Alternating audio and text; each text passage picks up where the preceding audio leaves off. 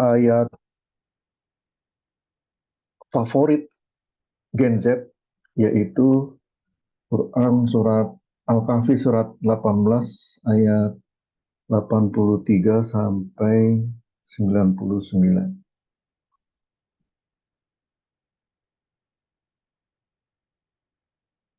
Sudah sampai yusro, mudah-mudahan, hal yang mudah.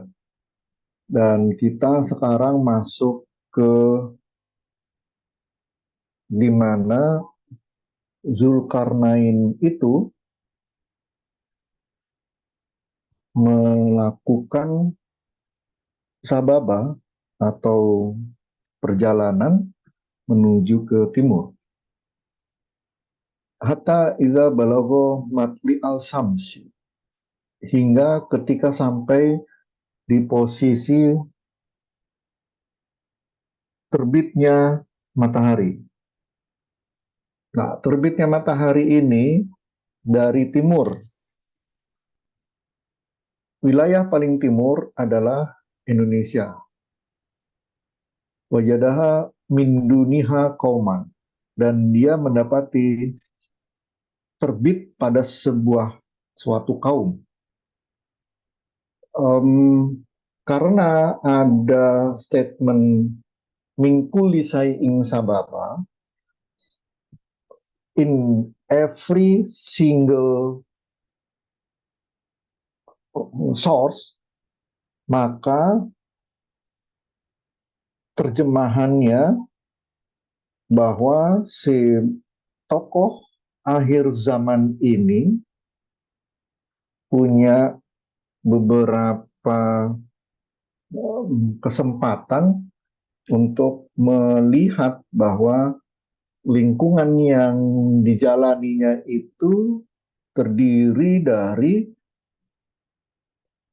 matli al-samsi, terbitnya matahari, bisa dalam bentuk arah timur, itu berarti dia berada di posisi timur, atau kemudian matli al-samsi ini bisa bermakna bahwa lingkungan dari tokoh akhir zaman ini mendekati perspektif kaum muda atau kaum yang baru muncul. Kalau urutan sekolah formal ada SMA, SMP, SD, TK, TPQ. Nah, ini berarti gara-gara ini mute please. Uyong nyengar-nyengir anjing. Waduh, ada keluar kata-kata ini lagi nih. Ini singkatan dari anjungan tunai mandiri, ya, supaya penyebutannya tidak berkonotasi hewan. Supaya otak kita, kepala kita tidak dikotori oleh kata-kata yang sifatnya jelek, maka lanjutkan kata-kata menjadi anjungan tunai mandiri. Jadi kepala kita tetap sama-sama dirusak otaknya, tapi yang versi tadi teman kita itu dia versi yang rusak tapi jelek. Nah, kalau ini versi rusak tapi kaya. Gitu. Selalu berpikir ATM punya aset dan bisa nabung. Kalau hanya mengatakan an doang itu lebih baik dilanjutkan menjadi anjungan tunai mandiri. Oke, kita lanjutkan. Mute, please mute. Saya tulisin besar-besar di sini ya. Please mute.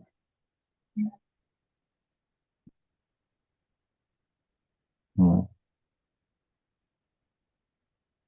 Nah, ketika makna TPQ itu identik dengan matli al-samsi, terbitnya matahari, maka kemudian lawan kata dari terbitnya matahari adalah terbenamnya matahari. Kalau TPQ, maka lawannya adalah manula atau sudah wafat atau makam. Nah, kemudian di kalimat berikutnya,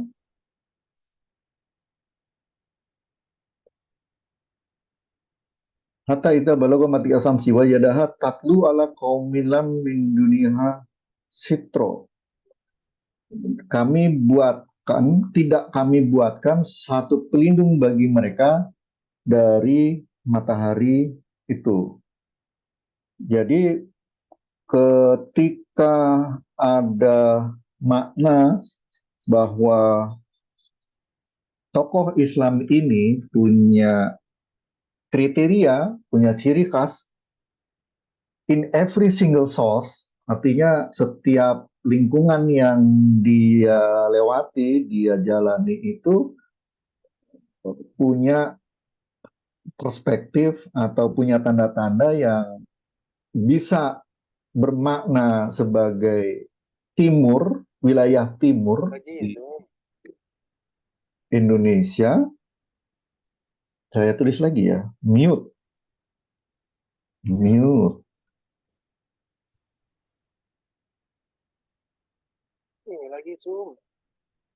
mute. Udah ditulis tuh besar-besar tuh, mute. Kurang besar?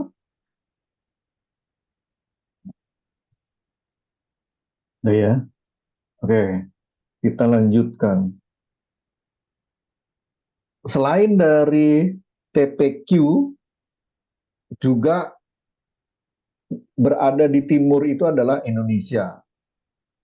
Dan bisa juga kemudian bermakna rumahnya atau tempat yang didatangi itu ada di wilayah timur.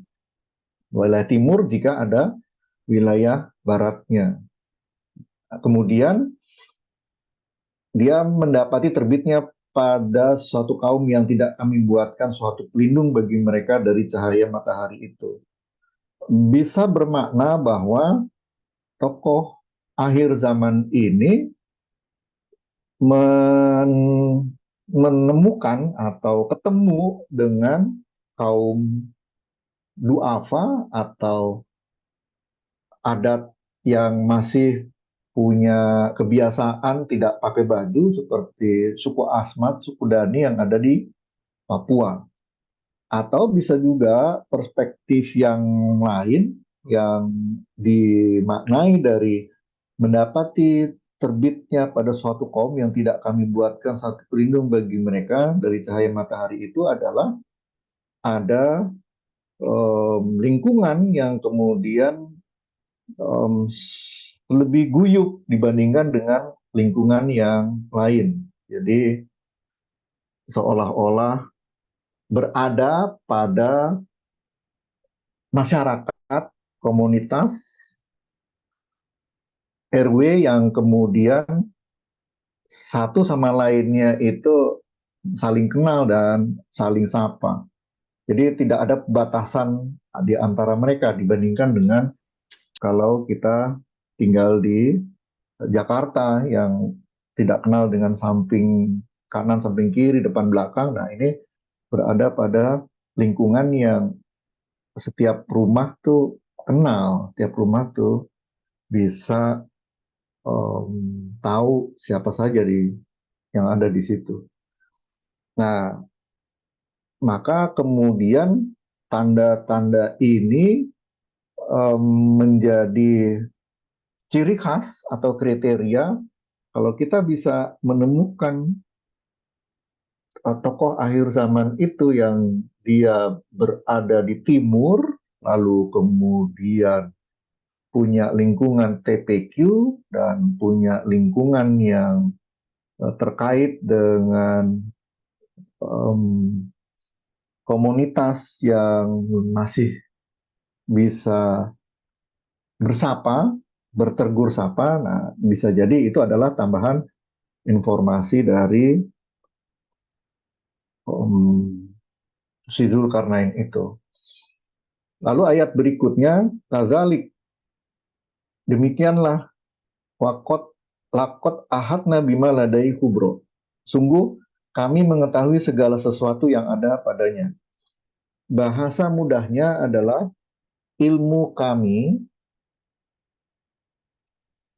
meliputinya. Ilmu kami meliputinya.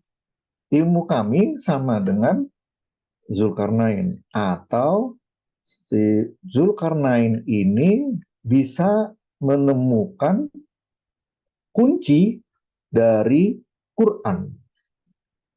Nah, kalau kita menemukan tokoh akhir zaman yang bisa menemukan kunci Quran, anggaplah Quran itu adalah sebuah benteng ya, atau rumah besar gitu. Lalu di dalamnya banyak sekali perhiasan, aset yang mungkin bisa menjadi bahan untuk kebangkitan Islam. Nah, sebelum masuk perlu ada melewati pintu. Nah, pintunya ini kemudian dia ada kuncinya. Kunci ini yang biasanya punya sandi. Nah, sandi ini yang kemudian diperoleh, diketahui, ditemukan oleh Zulkarnain bahwa Quran ini ada sandinya. Contohnya sandi itu adalah berupa titik tengah dari Quran angka. Jadi kalau kita punya background Quran angka seperti ini, kalau kita sebut sebagai titik tengah atau kuncinya, bisa caranya dengan kita membuat rata-rata, di mana ada angka rata-rata, yaitu kita bikin dari kiri atas disilang dengan silang seperti ini, dan kemudian kita bisa menemukan titik tengahnya itu ada di 2259. Nah, ini yang kemudian identik dengan yang tadi disebutkan sebagai Zulkarnain punya kunci Quran itu. Dapat dari mana? Karena di ayat surat 1891 ini ternyata algoritma, password, sandi, kemudian kuncinya ini dia punya kesamaan dengan angka di 2259. Dapat dari mana? Dapat dari 18 2 dikali 9, 91, 3, 7 dikali 13. 3 dikali 17. 7, 7, 7, 7 dikali 21. 7 kali 13. 7 kali 13.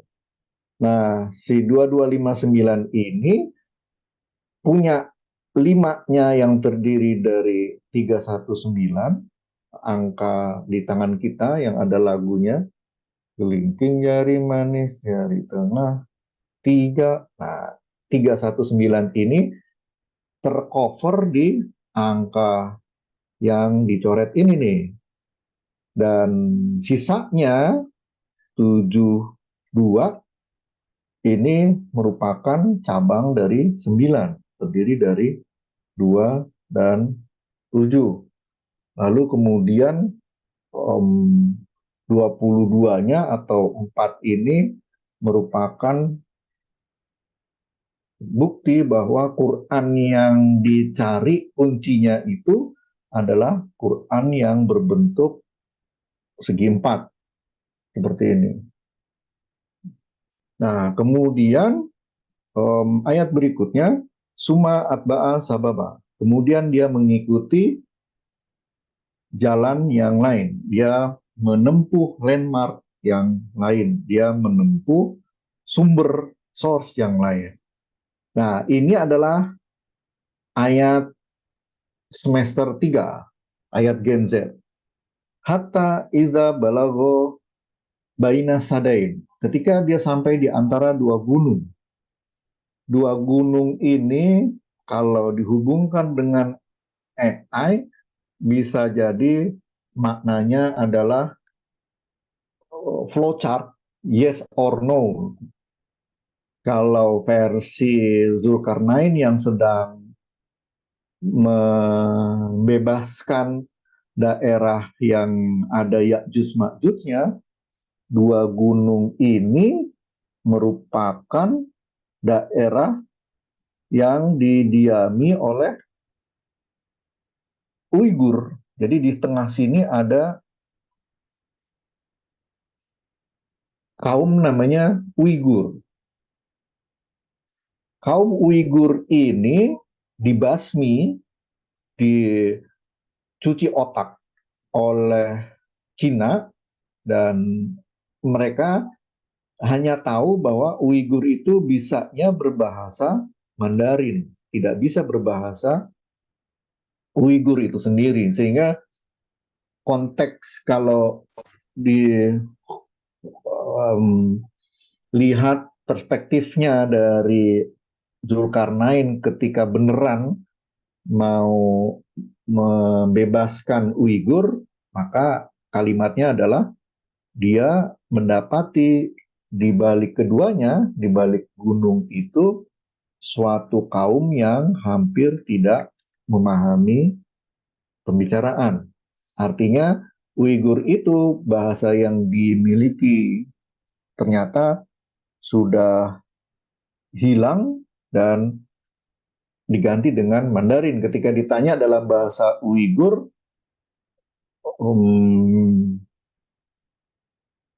misalnya uh, rehmeh, gitu. Terima kasih, rehmeh. Mereka akan bingung tuh. Mereka bisanya jawabnya CC, bukan rehmeh. Rehmeh itu artinya terima kasih dalam bahasa Uighur.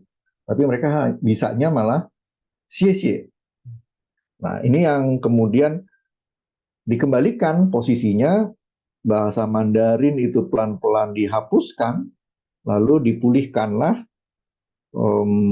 kaum bangsa Uighur untuk bisa berdiri sendiri lagi, sehingga nanti akan ada negara kawasan Uighur.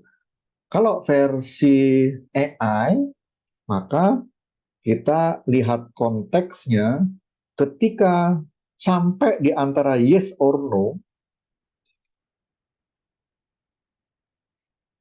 lalu didapati di balik keduanya, di balik yes or no itu, satu gadgeters, satu programmer, satu kaum yang hampir tidak memahami pembicaraan, yang kemudian me, meng, mengkomunikasikan dalam bahasa mengkomunikasikan sehari-hari itu dalam bentuk bahasa AI. Jadi saling berkomunikasi dalam bahasa sendiri-sendiri, tapi dapat diterjemahkan oleh kacamatanya si Mark Zuckerberg itu dalam bahasa mereka yang lain. A berbahasa Arab, lalu partnernya I berbahasa Indonesia, yang dari Indonesia tetap berbahasa Indonesia. Saya mau belajar IDP. Nah, yang bahasa Arab membacanya adalah Al-Islam wal Ulum. Wah, dia ngerti tuh. Terus Arabnya bilang, Naam. Nah, di kacamata Mark Zuckerberg-nya itu baca, iya, silakan, baik. Jadi dianggap bahwa hampir tidak bisa memahami pembicaraan karena bisa jadi tidak lagi menggunakan bahasa Inggris tapi pakai bahasa AI. Kalau bahasa AI kan kita pakai bahasa sendiri saja, nanti AI yang kemudian mentranslate bahasa dari yang kita miliki itu. Kemudian mereka berkata, Inna Ya'juja wa Ma'juda mufsiduna fil ard. Ya'juj dan Ma'juj yang diproksikan untuk kondisi kekinian ini adalah Ya'jujnya itu Cina dan Ma'jujnya ini adalah Rusia, memang betul membuat kerusakan. Tapi posisi kerusakan ini menjadi lebih baik dibandingkan Barat yang kemudian di ayat sebelumnya kola amaman zolama yang disebut sebagai zolim. Wah, ini punya dosa sangat besar, sedangkan kalau Cina dan Rusia ya dia hanya membuat kerusakan tuh.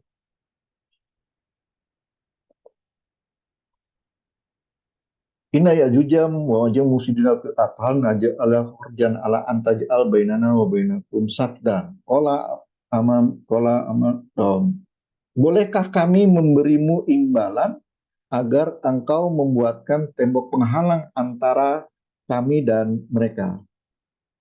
Versi yang sedang kita dengarkan, perang antara Palestina dan Israel, Israel punya yang namanya dome, uh, radar dome yang kemudian setiap kali uh, misil atau peluru kendali yang ditembakkan oleh Palestina itu kemudian bisa dihadang oleh radar dom yang ada di Israel itu. Jadi dia memotong perjalanan dari peluru kendali atau rudal itu sehingga tidak sampai ke wilayah Israel. Nah, ini yang kemudian dibuat oleh Zulkarnain membuat tembok penghalang. Zulkarnain, apa yang telah dikuasakan kepadaku oleh Tuhanmu lebih baik daripada apa yang oh, kamu tawarkan, maka bantulah aku dengan kekuatan agar aku dapat membuat tembok penghalang antara kamu dan mereka. Di ayat ini menyimpan makna bahwa Zulkarnain ini punya teknologi, punya aset, sehingga total teknologi dan aset yang dimiliki itu lebih daripada yang dimiliki oleh kaum Uighur. Karena kekuasaan Zulkarnain ini terdiri dari Barat, Eropa, dan Amerika sampai ke Indonesia. Nah, maka karena Uighur itu bagian kecil di tengah-tengah, ya kemudian muncullah kalimat ini bahwa apa yang diberikan oleh Tuhanku lebih baik dari apa yang kamu tawarkan. Artinya ya itu hanya uang 200.000 karena gaji saya ada 200 juta misalnya seperti itu. Maka kemudian yang dikatakan oleh Zulkarnain, maka bantulah aku dengan kekuatan agar aku dapat membuatkan tembok penghalang antara kamu dan mereka. Jadi dibuatlah radar dome itu yang sama dimiliki oleh Israel di antara dua gunung sehingga Cina tidak bisa menembakkan rudalnya untuk kemudian merusak Uighur. Uyghur sudah punya peralatan yang mencegat rudal atau peluru kendali yang ditembakkan dari Cina. Tapi lama-lama alat ini akan lebih canggih dari peluru kendali akan lebih canggih daripada domnya itu. Nah, nanti di kalimat berikutnya di situ dikatakan apabila janji Tuhanku telah tiba, dia akan menjadikan hancur lulu. Nah, ini sama persis kejadiannya ketika Hamas itu punya teknik untuk mengirimkan peluru kendali dan rudalnya yang dimodifikasi seperti seekor burung yang lagi terbang, sehingga radar dom yang dimiliki oleh Israel itu menganggap hanya kumpulan dari burung-burung yang sedang terbang, sehingga maka bisa melewati tembok penghalang yang dibuat untuk mencegah adanya lewatnya peluru kendali. Nah, gimana cara membuatnya? Berilah aku potongan-potongan besi, hingga ketika potongan besi itu telah terpasang sama rata dengan kedua puncak gunung itu, Zulkarnain berkata, tiuplah api itu. Ketika besi itu sudah menjadi merah seperti api, dia pun berkata, berilah aku tembaga yang mendidih, agar kutuangkan ke atasnya besi panas itu. Nah, ini mendekati pola bangunan yang ada di Israel itu, radar dome itu. Potongan-potongan besi itu berarti radarnya dibangun yang seperti cawan begitu. Lalu potongan besi itu sama rata dengan kedua puncak gunung. Karena radar atau antena parabola itu ditaruh di atas gunung. Kalau ditaruh di atas gunung, maka posisinya hampir setinggi gunung.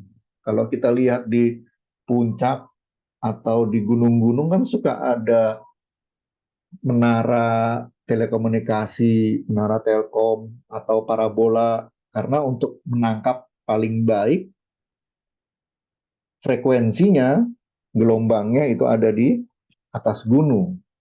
Nah, tiuplah itu bermakna bahwa kalau ada rudal peluru kendali datang, maka peluru kendali itu akan dicegat dengan misil yang sudah didesain untuk mencegat peluru kendali itu. Ketika besi itu sudah menjadi merah, api, dia pun berkata, berilah aku tembaga agar kutuang ke atasnya besi panas itu. Jadi ketika sudah menyala peluru kendalinya ini, dia memancarkan api, kalau dia jalan tuh pasti ada apinya di belakangnya. Nah, maka kemudian dituangkan ke atasnya besi panas itu. Nah, si tembaga ini dalam bentuk misil yang akan mencegat peluru kendali yang ditembakkan oleh Cina atau Ya'juj-nya. Nah, ketika lewat, maka meledak karena sudah dicegat oleh misil yang dikendalikan dengan radarnya. Nah, ini yang terjadi persis pada saat Israel mencegat peluru kendali 5.000 rudal yang ditembakkan dari Hamas, Palestina, masuk ke dalam Israel. Tapi lama-lama menang rudalnya dengan memodifikasi dan tidak terdeteksi oleh radar domnya itu. Dan itu terlihat pada kalimat apabila janji Tuhanku telah tiba, dia akan menjadikannya hancur luluh. Janji Tuhanku itu benar. Iya benar, radar kan tidak punya teknologi yang diperbaharui karena dia hanya mendeteksi dengan program yang sudah ada. Tapi kalau rudal dia bisa dimodifikasi. Maka mereka Ya'juj dan Ma'juj tidak mampu mendakinya dan tidak mampu pula melubanginya. Jadi si radar dome ini tidak mungkin dilewatin karena jarak untuk memantaunya itu sangat tinggi tuh, bisa sampai ratusan kilometer ke atas dan kemudian ke depan bisa ratusan kilometer dan ke belakang bisa sampai ratusan kilometer, tergantung dengan kecanggihan dari radar itu sendiri, dan tidak mampu untuk melubanginya. Jadi kalau radarnya dalam film-film itu dia terdiri dalam bentuk lingkaran, ya dia tidak akan bisa lewat. Nanti kan ada bunyi nit, nit. Itu yang menandakan bahwa benda apapun pasti terdeteksi. Hanya saja kelemahannya terdeteksi sebagai burung atau terdeteksi sebagai peluru kendali.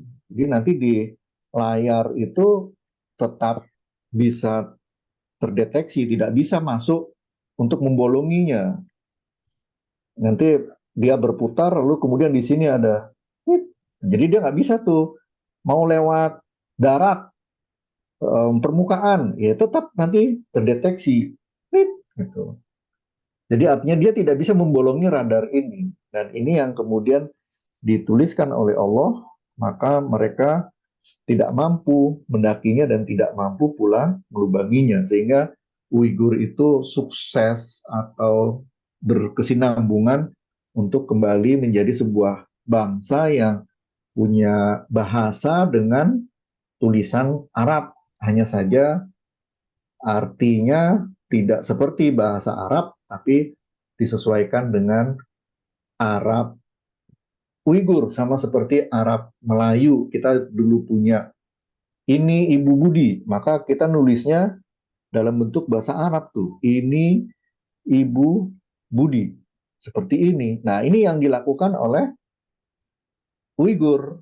Jadi mengapresiasi bahwa bahasa Arab masih dipelihara oleh tulisan Arab masih dipelihara oleh Uighur, maka diselamatkanlah Uighur itu menjadi kembali bangsa yang independen.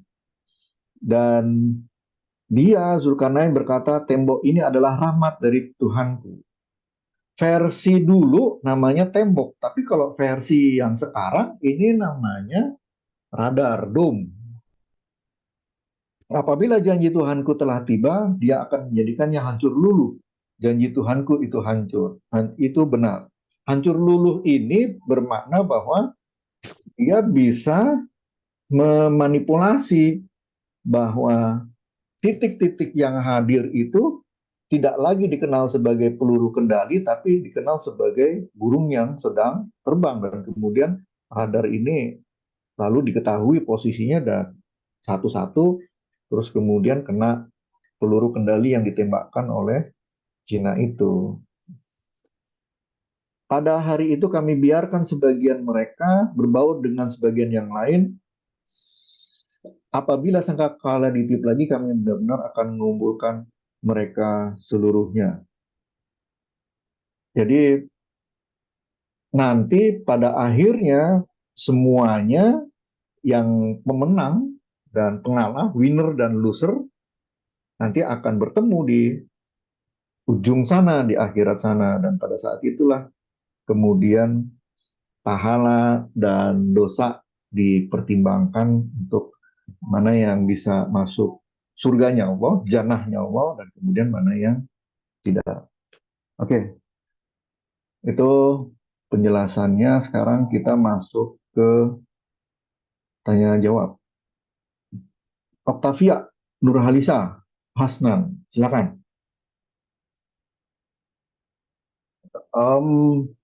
Judulnya adalah Ratu Baka dalam Quran. Ratu Baka ini orang Jawa dalam Quran. Dan Ratu Baka orang Jawa ini punya rumus 396. Pemilik 72 stupa. Kita lihat di slide pertama, Ratu Baka berkode R47 dengan 72 stupa telah hilang secara misterius dan meninggalkan satu stupa. Kalau kita ke Jogja, yang baru ulang tahun, kota Jogjanya, kita akan menemukan kawasan pariwisata Ratu Boko atau Ratu Baka. Nah, kata Baka ini atau kata Bakah ini versi Quran adalah one and only, satu-satunya nama sebagai kata Bakah dalam Quran Ali Imran surat 3 ayat 96. Kalau yang diterjemahkan, dia langsung menuju ke kata Ratu Baka. Kenapa? Kalau hanya Baka tanpa tak marbutoh, hanya ini saja, Baka saja, maka dia Baka laki-laki, Boko laki-laki. Tapi karena ditambah dengan tak marbutoh, maka dia menjadi wanita, perempuan, ratu, Ratu Baka, Ratu Baka. Terucap Boko, Boso Jowo, tapi dalam hijaiyah terakomodir Ba dan Kaf menjadi Baka, bukan Boko, sehingga similaritas dengan Baka pada Ratu Baka bahasa Indonesia. Nanti pertanyaannya begini, betulkah Ratu Baka yang ada di Quran surat 3 ayat 19 itu menunjuk kepada kawasan Ratu Boko? R12 dari Quran surat At-Taubah surat 9 ayat 36. Di sisi Allah adalah 12.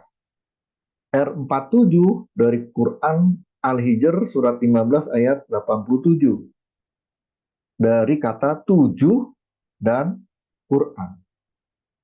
Sebelumnya, Keraton Ratu Baka memiliki 72 stupa yang telah dipindahkan ke bagian atas Borobudur dan sekarang terdapat ruang kosong di area tersebut. Pada 3 tingkat atas dan badan Borobudur terdapat 72 stupa dan 5 lantai panel. Pada dasarnya ada 12 partisi dengan sudut 4 sisi.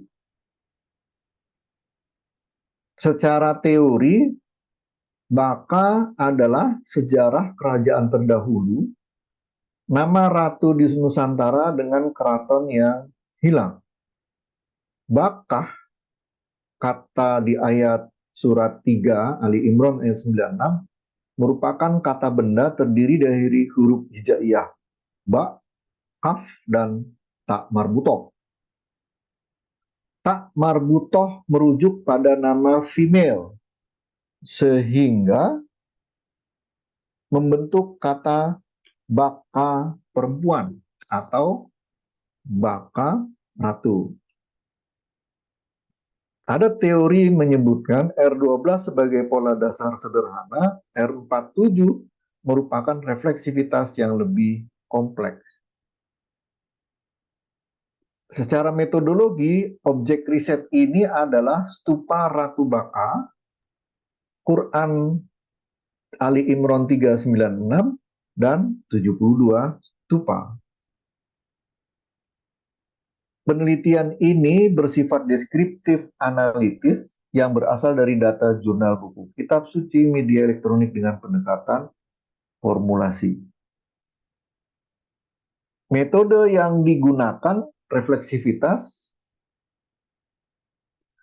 similaritas, dan dinivitas dengan standar R12 dan R47.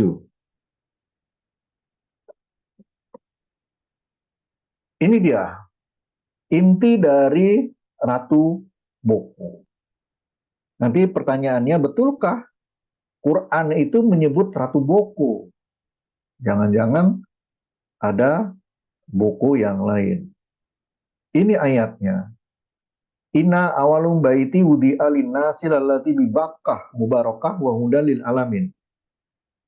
Mufasirin Profesor Quraisy Shihab, tafsir Al-Jalalain, tafsir Ibnu Katsir menyebutkan sungguh rumah pertama yang dibangun untuk manusia adalah Ka'bah yang diberkahi dan petunjuk bagi alam semesta. Nah, oleh Pak Roy dimaknai perspektif yang lain. Inna awalu baiti, sungguh rumah pertama yang dibangun untuk manusia adalah bibakah. Bibakahnya ini artinya oleh baka ratu. Bi artinya oleh, kata ada tak marbutoh adalah baka ratu. Kita ulang ya. Inna awalu baiti budi'a linnasi lalazi bi baka. Dipisah ya. Bi-nya dipisah. Wah, nggak bisa. Jadi ditulis bi dulu, lalu kemudian baka.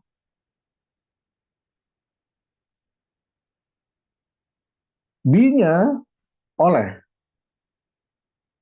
Lalu kemudian bakahnya adalah, karena tak marbutoh, dia adalah Ratu Baka. Tak marbutoh. Ratu Baka. Jadi ada bangunan awal yang dibangun oleh Ratu Baka yang menjadi petunjuk bagi umat manusia. Harus ada kriteria yang lain bahwa bangunan itu adalah miliknya Ratu Baka. Kita lihat nomor surat dan nomor ayat dari Ratu Baka ini. Quran surat Ali Imran surat 3 ayat 96. Kalau kita jumlahkan 3 tambah 9 sama dengan 12. Lalu 12 dikali 6 sama dengan 72. Ada bangunan yang dibuat oleh Ratu Baka sebanyak 72 buah. Kalau itu benar, Ratu Baka itu membangun 72, maka ayat ini punya makna dia menunjuk kepada Ratu Baka. Awal sebelum era Rasulullah, rumah menuju kepada rumah stupa diletakkan, dapat dipindahkan. Nah, wudi'a, diletakkan, dapat dipindahkan. Berarti bangunan atau sesuatu yang dibuat oleh Ratu Baka ini dipindahkan. Siapa yang memindahkan? Ternyata yang memindahkan adalah Nabi Sulaiman. Siapa yang membuat? Adalah Ratu Baka. Nah, kita lihat bangunannya di sini. Dulu kawasan ini kalau diperbesar adalah kerajaan Ratu Boko atau Ratu Baka. Di mana ada stupanya 72 stupa, dia lokasinya ada di sini. Jumlahnya ada 72. Sekarang kemana? Pindah. Siapa yang mindahin? Pindah kemana? Pindah ke atasnya Borobudur. Buktinya apa kalau dipindahin? Nah, kita lihat di bagian kiri bawah ada bangunan ini yang tersisa sebagian di kawasan Ratu Boko dengan ciri khas yang hampir sama persis dengan 72 stupa yang ada di Ratu Boko di Borobudur. Bangunan ini setengahnya ketinggalan di Ratu Boko, setengahnya lagi udah nyampe di Borobudur. Jadi artinya bangunan yang ada di Borobudur itu pindahan dari kawasan Ratu Boko. Dan kita nanti lihat tuh di Borobudur paling atas dia ada 72 stupa. Ini nih yang paling atas. Ini ada 72 stupa kalau dihitung. 1, 2, 3, 4, 5, 6, 72. Terdiri dari 16, 24, dan 32. 32 paling luar, 24 yang tengah, 16 yang paling dalam. Dan kemudian di bawahnya ini ada relief. Dan di bawahnya lagi sebagai fondasi. Nah, ketika Borobudur ini dibangun, lalu tergabunglah si stupa ini, maka kemudian direkam oleh ayat Quran ini yang kemudian disimpan atau dialgoritmakan, disandikan, yang sebagian besar ulama mengartikan ini bukan tentang Ratu Boko, tapi ini adalah tentang Ka'bah. Inna awalum baiti wudi alina saladzi bibaka. Sungguh awal rumah dibangun untuk manusia adalah di Ka'bah. Mubarakah yang diberkahi, wahudan lil alamin, menjadi petunjuk bagi alam semesta. Boleh dimaknai sebagai Ka'bah, perspektif lain boleh dimaknai sebagai Baka atau Ratu Baka. Bakah. Bakah ini adalah Ratu Baka. Nanti bisa juga dimaknai sebagai kura-kura. Nah, mungkin kan depan nanti saya bawa kura-kura. Jadi ayat Quran ini canggih, dia bisa punya makna lebih dalam, lebih detail, dan perspektifnya bisa berbeda. Nah, 72-nya ini dia muncul juga tuh di rumus Haslemnya. Jadi artinya sebenarnya si Ratu Boko itu sedang memberi informasi kepada kita semua di akhir zaman, ada simbol angka 7 dan 2 yang nanti akan dipakai untuk aktivitas teknologi. Entah itu namanya 27 derajat pahala atau dalam bentuk 72 sebagai konstanta dan error.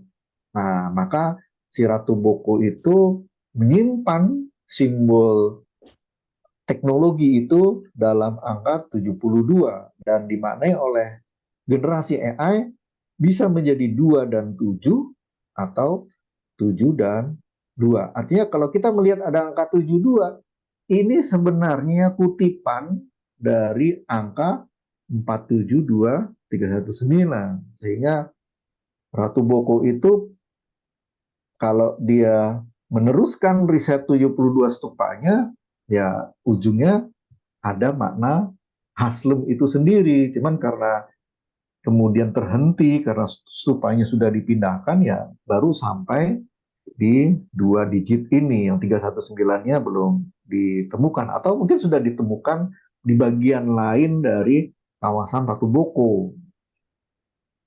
Nah, ini 72-nya ada di lingkar paling atas. Kalau ada yang belum pernah ke Borobudur, datanglah dan kemudian hitunglah bahwa 72 itu mute please.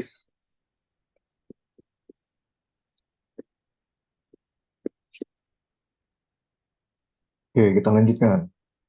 Nah, selintas ternyata 72 atau 27 itu sama dengan pahala sholat kita. Kalau kita sholat sendiri, maka lingkarannya akan seperti lingkaran tanpa potongan.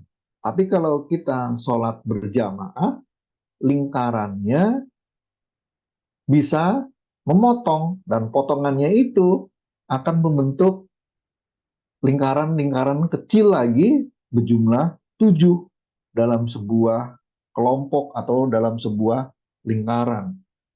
7-nya potongan dari air yang bergelombang, 2-nya adalah individu yang melakukan gelombang perpotongan itu. Sehingga kalau kita gabungkan, dia muncul menjadi angka 72. Jadi seolah-olah Ratu Boko itu mengatakan nanti di masa yang akan datang ada teknologi Wi-Fi, teknologi HP yang sebenarnya punya dasar tentang interferensi. Interferensi inilah yang kemudian menjadi basis teknologi Wi-Fi, HP, radar, TV, kemudian sinar matahari, dan ternyata itu tersimpan di dalam makna sholat. Maka kemudian sholat itu menyimpan makna yang canggih, sama seperti stupa 72 stupa itu yang menyimpan makna yang canggih. Kemudian kita lihat ini, kalau misalnya kita mau hitung, ini jumlahnya ada 72. Lingkaran yang di dalam terdiri dari 16, yang di tengah 24, dan yang paling luar 32 stupa. Dan nanti bisa dimaknai menjadi 72319. Tapi kita batasi bahwa Ratu Boko yang disebutkan di dalam Quran surat Ali Imran surat 3 ayat 96 ini ditemukan oleh Pak Roy adalah makna dari Quran surat 3 surat ayat 96 yang biasanya dipakai oleh tafsir Al-Misbah, tafsir Al-Jalalain. Semua tafsir ini diperuntukkan bagi Ka'bah. Rumah pertama yang dibangun adalah Ka'bah. Tapi kalau versi Haslem, rumah yang dibangun pertama kali itu adalah 72 stupa. Dan sekarang masih ada tersimpan di atas Candi Borobudur. Dan itu dikunci di dalam Quran surat 3, surat Ali Imran, ayat 96 yang direkam dari jumlah.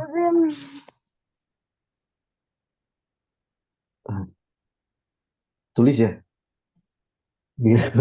Kalau itu baca. Kaget saya.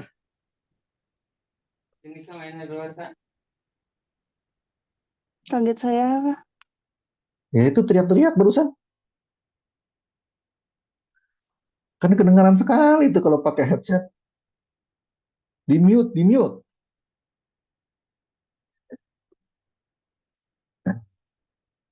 Oke, lanjut ya.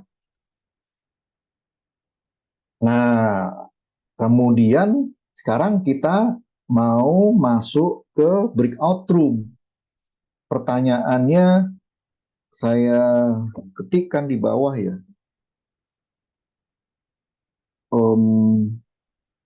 Betulkah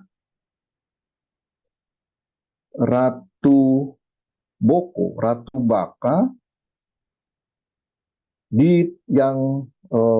yang ada di Jogja adalah tertulis di Quran surat Ali Imran surat 3 ayat 96 sebagai atau dengan oleh Baka Baka oleh Baka oleh Ratu Baka oleh Baka Ratu Baka Ratu Ratu Baka. Hmm. Kalian diskusi caranya gini.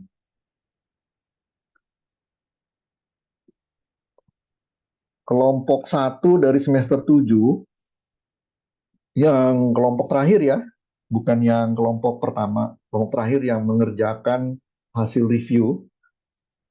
Kelompok 1 semester 7 nanti gabung dengan kelompok 1 semester 3 di breakout room 1.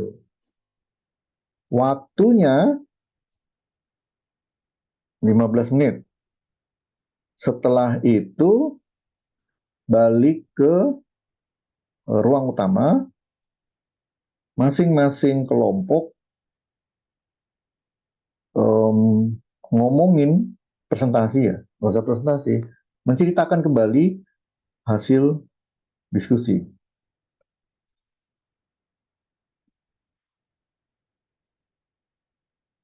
Udah keluar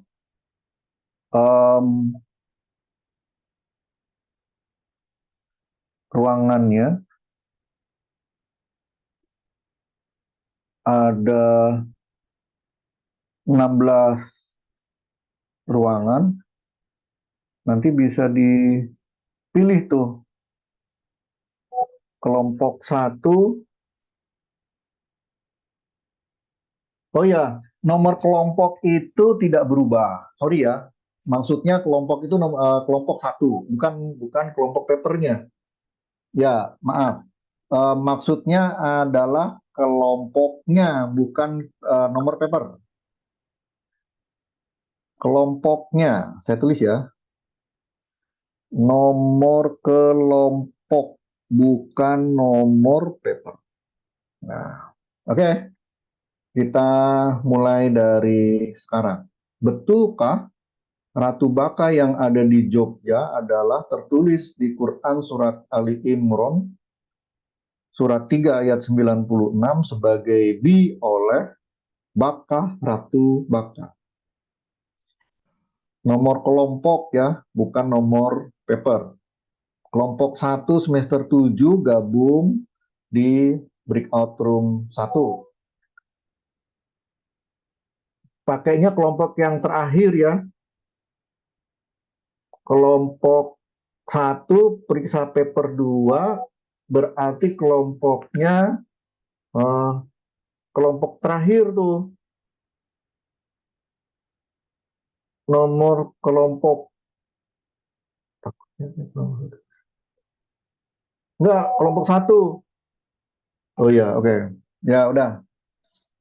Nah itu nomor kelompok ya, bukan nomor paper. Kelompok 1 semester 7, kelompok 1 semester 3 di breakout room 1 dan seterusnya sampai kelompok 16. Waktunya 15 menit mulai dari sekarang. Nanti balik ruang utama, masing-masing kelompok menceritakan hasil diskusi. Kita mulai dari sekarang. Silakan.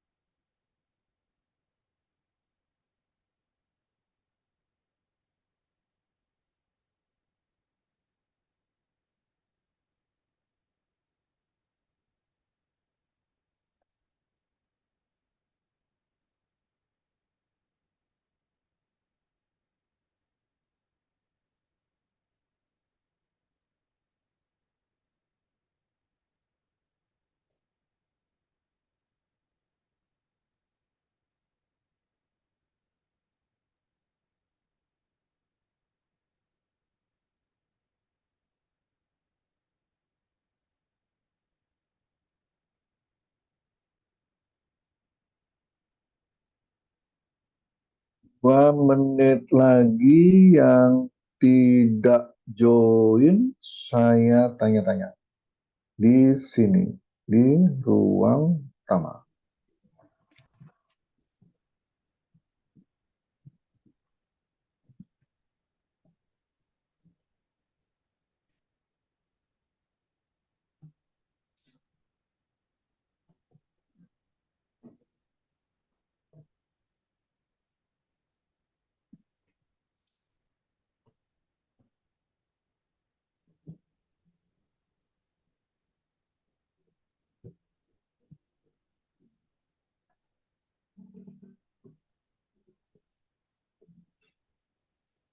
Rudi Hisham, apa makna dari 7 dan 2?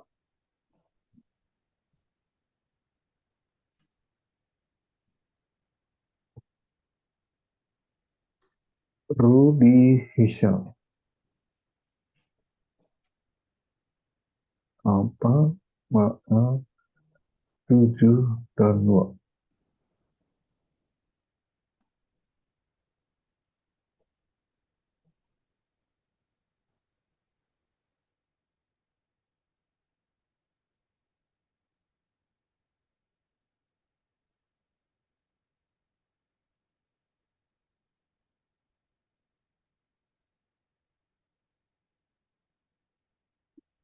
Anna Rabani, Anna Rabani.